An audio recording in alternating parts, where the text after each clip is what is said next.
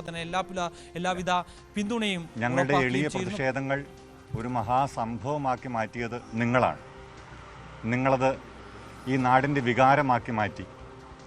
എല്ലാ മീഡിയ പ്രവർത്തകർക്കും കഴിഞ്ഞ ദിവസങ്ങളിലൊക്കെ നിങ്ങൾ ചെയ്ത മഹാസേവനത്തിന് ഞങ്ങളോടൊപ്പം നിന്നതിന് സ്നേഹത്തോടെ നന്ദി പറയുന്നു.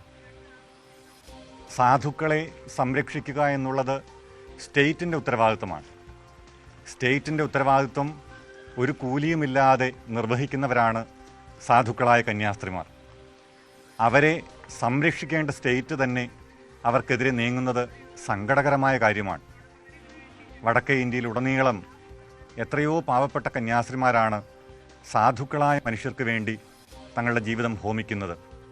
അവരെ ചേർത്ത് പിടിക്കുകയും അവർക്ക് കാവലാകുകയും ചെയ്യേണ്ടവർ അവരെ കൽത്തുറുങ്കിലടയ്ക്കുന്നത് കഠിനമായ വേദന ഉളവാക്കുന്ന കാര്യമാണ്. മേലിൽ ആർക്കും ഇത്തരം അനുഭവങ്ങൾ ഉണ്ടാകരുത് എന്നാണ് ഞങ്ങളുടെ പക്ഷം. നന്മയ്ക്ക് വേണ്ടി പോരാടുന്നവരെ സംരക്ഷിക്കുകയും പ്രോത്സാഹിപ്പിക്കുകയും ചെയ്യുകയാണ് നാം എല്ലാവരും ചെയ്യേണ്ടത്. അവരെ തടസ്സപ്പെടുത്തുകയോ തുറുങ്കിലടക്കുകയോ ചെയ്യുന്നത് കാടത്ത നീതിയാണ്. നമുക്ക് വേണ്ടത് നന്മ പക്ഷമാണ്.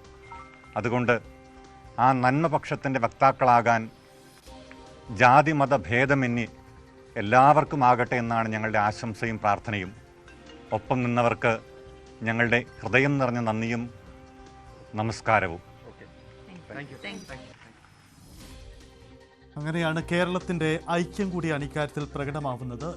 പ്രേക്ഷിത വേലയ്ക്കെത്തിയ കന്യാസ്ത്രീകൾക്ക് അനുഭവിക്കേണ്ടി വന്ന ഈ ദുഃഖത്തിൽ കേരളം ഒപ്പം നിന്നു. രാഷ്ട്രീയ ഭേദമന്യേ എല്ലാവരും ഒപ്പം നിന്നു.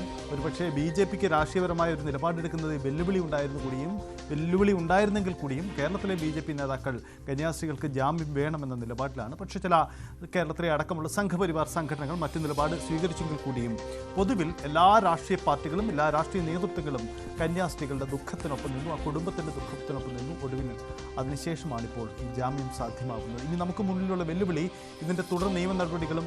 കന്യാസ്ത്രീകൾ അനുഭവിച്ചു വന്ന വലിയ പീഡനം അല്ലെങ്കിൽ വലിയ മാനസിക ബുദ്ധിമുട്ട്,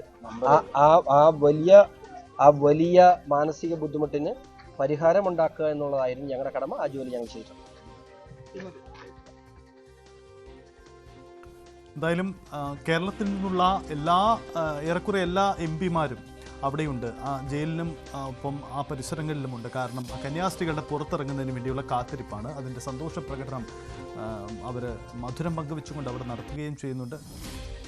എന്തായാലും കേരളം കാത്തിരുന്നു ആ കന്യാസ്ത്രീകളുടെ ജാമ്യം. അവർ ജയിലിൽ നിന്ന് പുറത്തിറങ്ങണം, അത് ആവശ്യമാണ്. കാരണം അവർ മനുഷ്യ നന്മ ലക്ഷ്യമിട്ടുകൊണ്ട് പുറത്തിറങ്ങിയവരാണ്. അവർക്കാണ് ഇത്തരം ഒരു ക്ലേശകരമായ സാഹചര്യം ഉണ്ടാവുന്നത്. നമുക്ക് അവർ